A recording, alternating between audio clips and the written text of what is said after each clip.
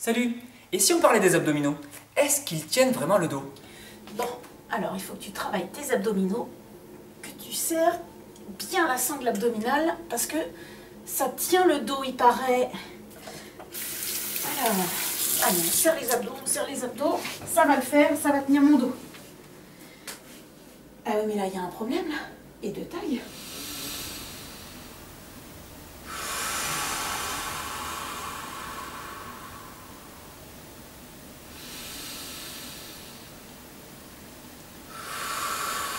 Bonjour à tous. Salut!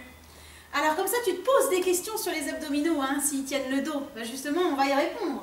Ben oui, N'est-ce pas? c'est ça. Tout d'abord, il faut savoir où ils s'accrochent, où ils commencent, où ils finissent. Alors, je vais utiliser Alors, il y a ce petit plusieurs. élastique. Voilà. Il y a effectivement plusieurs abdominaux. On va voir les premiers, les couches profondes, et au fur et à mesure, on va avancer. Je vais utiliser ça pour que tu puisses bien voir un petit peu l'orientation des fibres musculaires, ça t'aidera. Alors, on va partir du plus profond. Le plus profond, c'est le transverse, qui part de derrière, des 5 vertèbres lombaires, voilà, ici, comme ceci, voilà. Voilà, merci Claire. Et ils reviennent par devant. Alors celles qui sont bien au milieu finissent devant. Celles qui sont plus au-dessus vont finir vers le haut en s'accrochant sur le bord costal. Et celles qui finissent vers le bas, elles vont suivre le long du bassin jusqu'au pubis. Ça.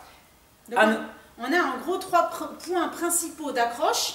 Les 5 vertèbres, on a dit dans le dos. Lombaire, juste. Et on a la partie thoracique, les côtes, et le bassin. Donc on est bien d'accord, je vous le visualise. Hein. Alors après, il y en a plusieurs fibres. Tac, tac, tac, tac, tac, tac. Et ce qui est important dans celui-là, c'est qu'on se trompe un petit peu. On a tendance à dire la sangle abdominale sur le transverse. Mais est-ce que c'est une sangle?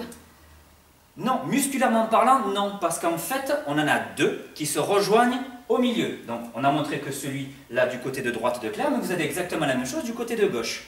Et en fait, les fibres musculaires s'arrêtent à peu près ici, de part et d'autre. Et au centre, ça se rejoint sous forme d'un gros tendon plat généralisé du pubis jusqu'au sternum qui s'appelle la ligne blanche. Comme ça. Hop, c'est du tendon, c'est du tissu un peu tendineux. C'est ça, c'est du tendon, tout simplement. Du tendon. Ensuite, vous avez les autres abdominaux. Alors, on va continuer avec d'abord l'oblique interne. L'oblique interne, pour faire simple, on va plutôt faire un départ au niveau des hanches et il va, hop, pareil, faire une sorte de ramification en allant vers le haut et pareil sur les côtes. À noter que c'est bien bassin, côte. Et on a autant un à gauche comme à droite qui, lui aussi, au niveau central, à peu près pareil que le transverse, s'arrête sur le plan musculaire et devient tendineux pour rejoindre et refaire cette même ligne blanche ici. C'est toujours des jumeaux, par paire. C'est ça. En continuant, on a aussi l'oblique externe, parce qu'il est plus à l'extérieur des différentes couches musculaires. Lui, on va le faire partir plutôt d'en haut, et il va avoir donc quelque chose qui part jusqu'en bas. Pareil, lui, il part des côtes, et il finit au niveau du bassin. Pareil, un côté gauche, un côté de droite, avec au milieu, pas de fibres musculaires. C'est toujours la partie tendineuse où ils se raccrochent l'un et l'autre. Toujours la ligne blanche. La ligne blanche, c'est ça. Ensuite, on vient sur celui que beaucoup de monde aimerait avoir. Oui, celui-là, on le connaît bien, celui-là. La tablette de chocolat ou les grands droits de l'abdomen, car lui aussi l'est, parce qu'en fait on en a un à droite, un à gauche. Toujours par paire. Sa particularité, lui, c'est qu'il va se mettre pile sur la ligne blanche. Il ne déborde pas, pardon, à droite ou à gauche. Il va partir d'en haut, il va faire par pont,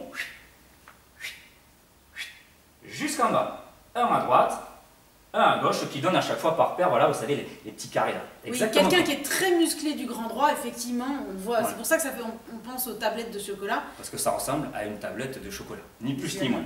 Voilà. Un petit dernier, une 5e couche qu'on connaît moins, c'est qui est juste sur la partie d'en bas, le pyramidal de l'abdomen, qui fait juste une portion ici à droite, comme à gauche.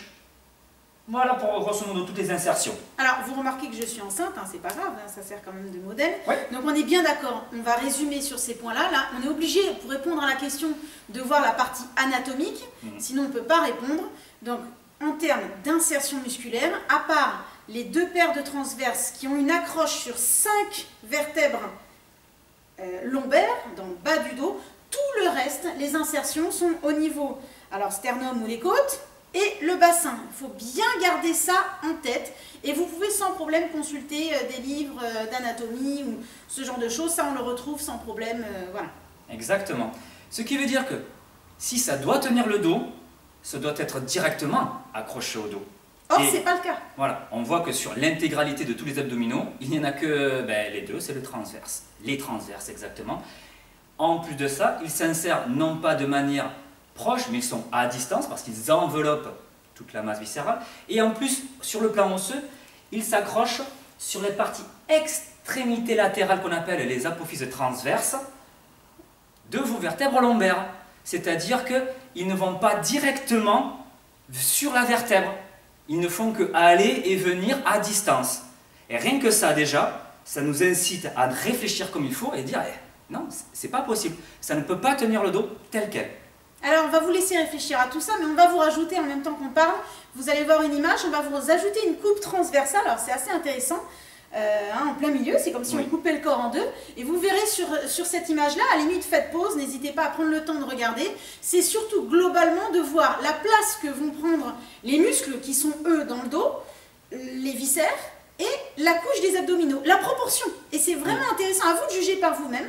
Vous allez regarder cette coupe et regarder la proportion des abdominaux. Voilà. À noter ça répond aussi à la question. Voilà. À noter que justement, sur toute la couche des abdominaux, vous ne devez prendre que la couche correspondant au transverse. Les autres n'entrent pas du tout en jeu, puisqu'ils ne sont pas du tout raccrochés à la colonne vertébrale.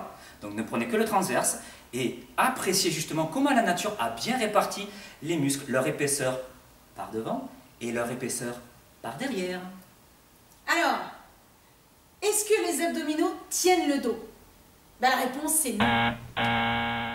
Définitivement non. Reste maintenant à savoir qui réellement tient le dos. Mais ça, ce sera pour d'autres vidéos. Allez, au revoir. à plus tard.